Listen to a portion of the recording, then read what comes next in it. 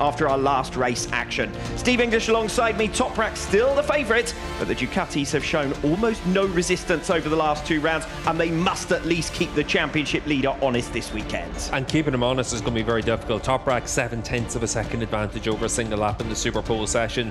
Race pace, he's had 4 or 5 tenths in hand as well, and even though we saw yesterday Alvaro Bautista 1/10 of a second behind Razgatlioglu, it wasn't for a number of laps. It was only those couple of fast laps at the end of the session. Toprak's got the confidence, he's got the pace. No one's got any answer for him right now. But the beauty of Most is turn 1, turn 2, everyone can trip up over each other and the races can change in an instant. So the race start becomes critical for everyone to try and give themselves a chance to go with Razgatlioglu. 5 rounds into the season and Toprak Razgatlioglu has gone from strength to strength, unbeaten in the last 2 rounds and now 41 points clear. 20 gained just last weekend on Nicolo Bullica to almost double his series lead. Alvaro Bautista dropped out of the top 2 spots in the championship for the first time since joining Ducati at the Emilia-Romagna round, and he dropped another 11 points to teammate Bullica at the UK round. Also lost 10 points to Alex Lowes, who beat Bautista in all 3 races at Donington Park. Andrea Locatelli sits an isolated 5th, then a group of 4 riders covered by 11 points from 6th to 9th, including the 2 independent Ducatis, Andrea Iannone and Danilo Petrucci, both targeting a factory Ducati ride for 2025. Here then is Toprak Razgatlioglu, 2021 world champion and champion-elect in 2024. 9 wins for Toprak, 7 of them consecutively, 6 wins for the rest of the field combined. A perfect UK round last weekend. Pole, 3 wins and 3 fastest laps. And another venue, of course, he loves here in Most. 5 wins from 9 starts at the Czech round. Now chases his 3rd consecutive hat-trick. Alvaro Bautista. And the man who took Ducati's 1,000th podium with a win here in 2022. He is our most recent winner here in Most. Broke the single season record with an 18th win in race 2 here last year. Went on to 27 victories. He's managed just 2 wins in 2024 and off the podium altogether in 2 of the last 5 races. Yeah, and off the 4th row of the grid for the 3rd time this season as well. Alvaro Bautista, it really has been tough for him. He needs to make sure he's coming away with 3 second-place finishes behind Razgatlioglu this weekend. Otherwise, it becomes very difficult for him in that battle with Nicolo Bullica for top Ducati honours in the championship. We'll go through the full grid pretty shortly, but in the meanwhile, highlights from that Superpole session earlier on today include Andrea Iannone and Alex Lowes returning to the front row of the grid. So competitive these days in those Superpole sessions. Very little to choose between the riders on the front 2 rows, and then you look right the way through the field, and just to be on the front 5 rows of the grid seems to be some achievement, some big names on that 6th row, for example. So Iannone doing really well after a poor P19 last time out at Donington Park. Back among the contenders, as is Alex Lowes, alongside the main man, Toprak Razgatlioglu, who heads down pit lane. And Toprak making his way onto the circuit. Really, it looks as though there's nothing that can stop him here. Yeah, the speed limiter in pit lane looks to be the only way people are able to keep up with him right now. And for Razgatlioglu, he's just got so much confidence, but the BMW package is working well too, and it doesn't really show it in the Superpole session. Redding on the 4th row, Gerloff on the 3rd row, Van der Mark on the 6th row, but they're making progress with that bike. Razgatlioglu, Iannone and Lowes will lead them away then. Here is your field for the Czech round.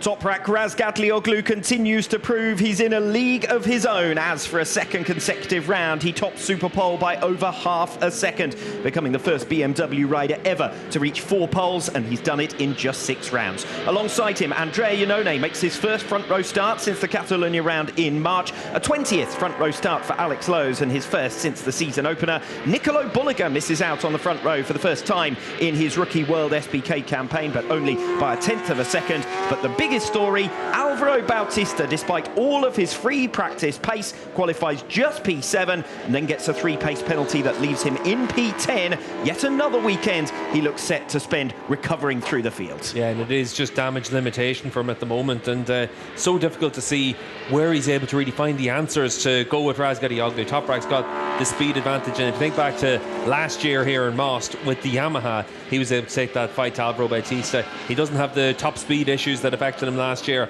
Toprak's only getting stronger, and it's making it more and more difficult for the rest of the field. Everybody knows they're under pressure because every time Toprak goes out there, he looks like he's on lap record pace. And the reality is that lap record could well fall over the course of race 2 this afternoon. And if he does break clear with the kind of startling pace we know he has, then he'll just be able to manage the race from there. It's a luxury that his rivals don't have. Bulliger, who often misses the start, and Bautista, who keeps finding himself down the pack. Yeah, for Alvaro Bautista, the 4th row of the grid, obviously a 3-place grid penalty from 7th on the grid. It pushes him down the field. He is going to make progress right from the start, and he'll come through. At least for him, it's not a long lap penalty, it's just a grid penalty. Toprak Razgatlioglu, then the man with that startling pace advantage in Superpole this morning. Also had a long run pace advantage in free practice yesterday. Really, this weekend is his to lose. Remember though, his tyre failure here in Most last year and how quickly fortunes can turn. Does look though that bad luck is the only way anyone's going to get close to Toprak this weekend. Yeah, Toprak can do 31s for fun in the race, and that's going to be more than enough to win this one. And for Razgatlioglu, yesterday it looked a lot closer than it was just because of the ultimate lap times, but you know, Toprak he's got so much confidence, and that shines through in a moment like this. We actually rode on board when this was happening, and it looked like a little bit of a moment, but when you see it from outside the shot, you can see just how big of a save it was for Toprak. And we obviously saw at Donington Park a save in the Superpole session, but this is a save and a half. This is a crash for every other rider that doesn't have that sheer confidence level that comes from the success that Razgatlioglu is having at the moment. Razgatlioglu then will line up in pole position. He's also in pole in your championship. 241 points to Toprak, 200 to Nicolo Bulliger, who starts directly behind him on the inside of that second row. This then is Alvaro Bautista, the 2023 world champion and last year's Superpole award winner.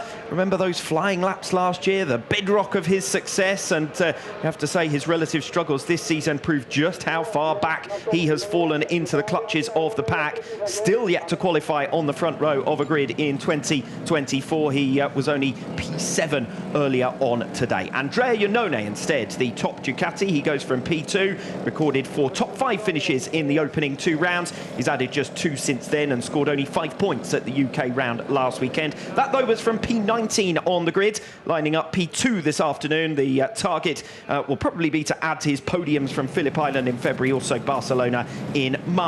Alex Lowes completes the front row, made his 300th race start last time out at the UK round and celebrated with his 6th podium of the season. On the rostrum in both feature-length races at Donington Park last week. Other than a race 2 retirement in Assen, he hasn't been out of the top 6 all season. This has been a superb 2024 for Lowes. Yeah, really consistent stuff. He's made a big step forward from last year, and the changes to working with Parariba have clearly helped him an awful lot to allow him to unlock that potential and show the consistency that he's always wanted to be able to showcase.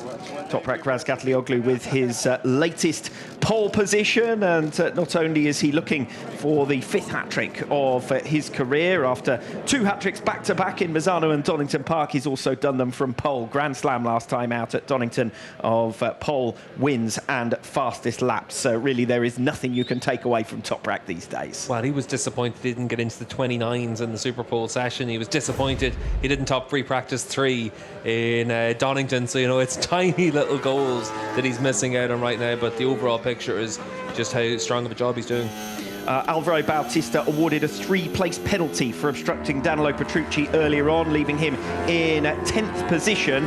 This is what happened earlier on today. Yeah, and for Petrucci, still able to qualify in the second row of the grid, so good effort from Petrucci, and Bautista holds his hands up immediately. He ran off through turn 1 like a lot of other riders, and the unfortunate nature of Most is that once you filter back into the track, you're always going to end up in someone's way, because those early corners 4 into 5, 6, 7, 8, 9, 10, they all lead into one another.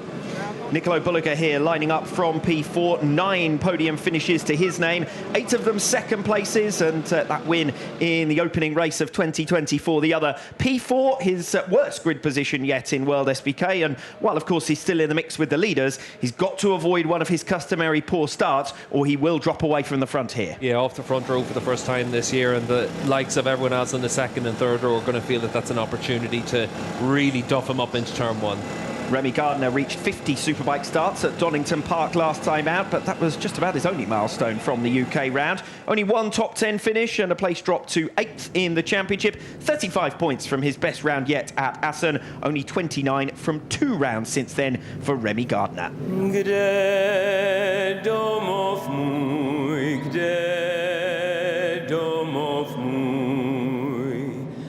woda huczy po lucinach, bory szumi po skalinach, w sadzie skwi se jara kwiet, zemský raj to na pohled, a to je ta krásná země česká, domov můj, země česká,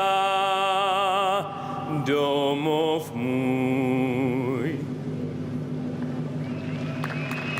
And down on the grid we have Kiko Giles. Kiko, what's the latest? I'm back on the 4th row with Alvaro Bautista. Alvaro, after such a promising Friday and all the hard work done, you're still back here on the 4th row. So what's your strategy for this one? Yeah, today I'm here because I get penalized. Yeah, you know, we were closer than other time because we are less than 3/10 from the second position. Just Toprak did an amazing lap.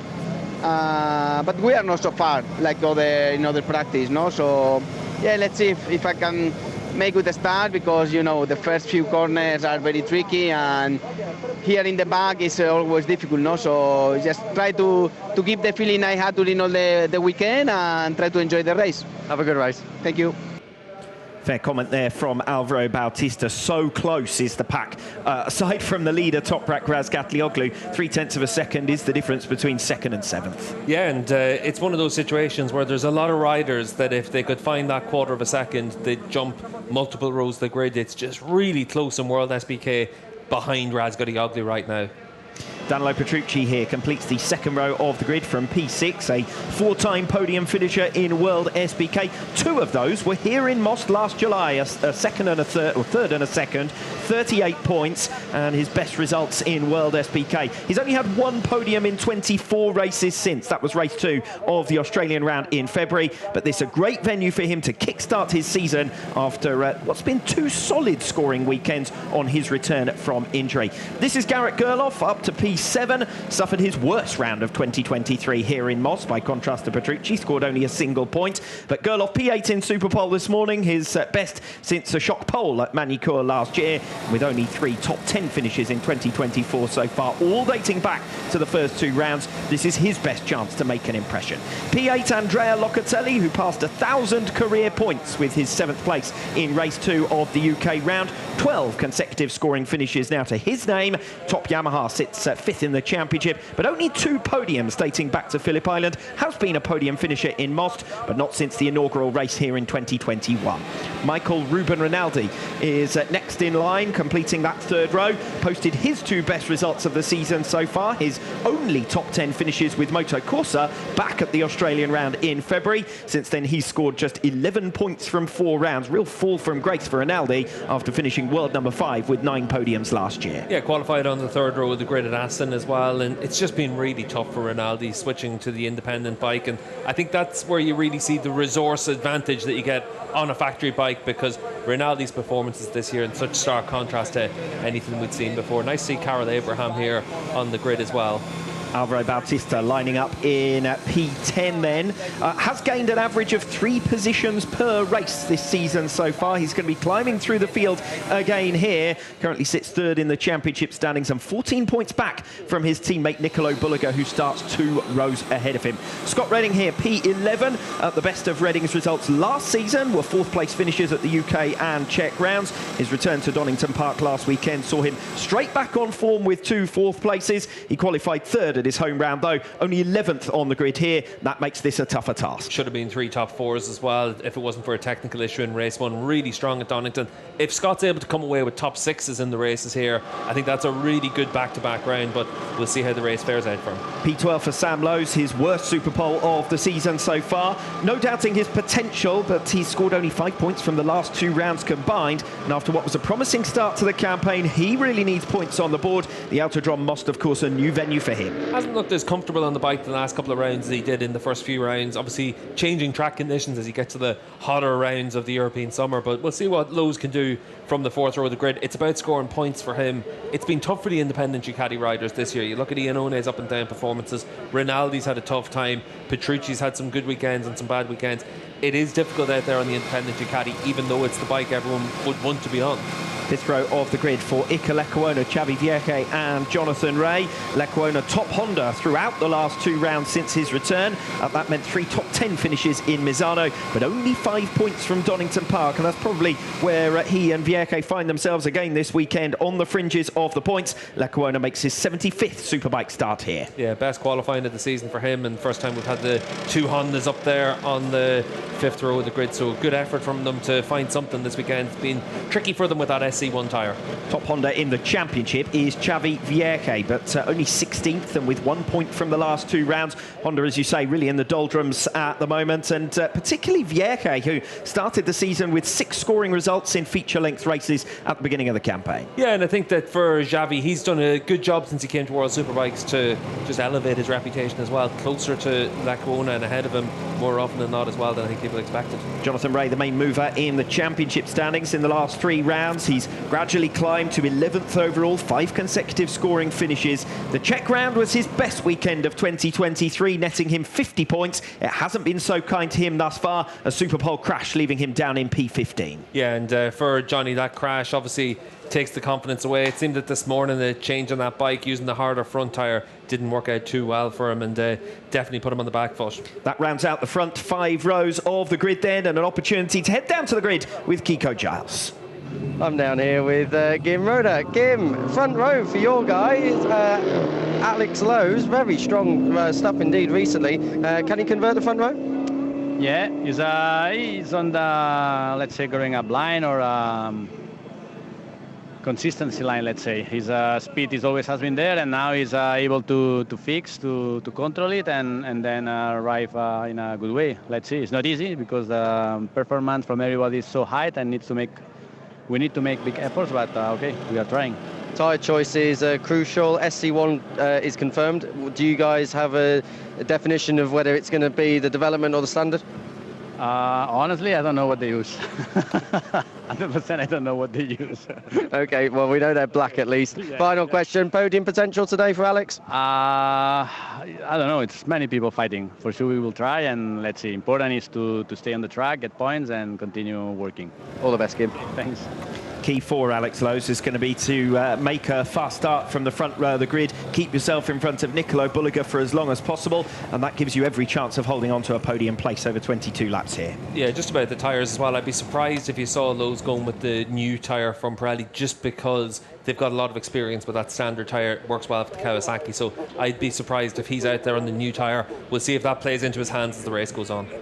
We continue on then through the grid. This is row number 6. We've got Michael van der Mark, who, like Jonathan Ray, suffered a crash in Superpole this morning, although for him, the 3rd time he's qualified P16, so pretty familiar territory. We've got Dominic Egerter, who had a famous scoreless weekend at the Czech round in Supersport in 2022. This weekend hasn't got off to a good start for him either, down in P17. Axel Bassani rounds out the 6th row of the grid. Row 7, Tito Rabat, Philip Ertl and Brad Ray, and then the 2 MIE substitutes, Tati Mercado and Hayden Gillam.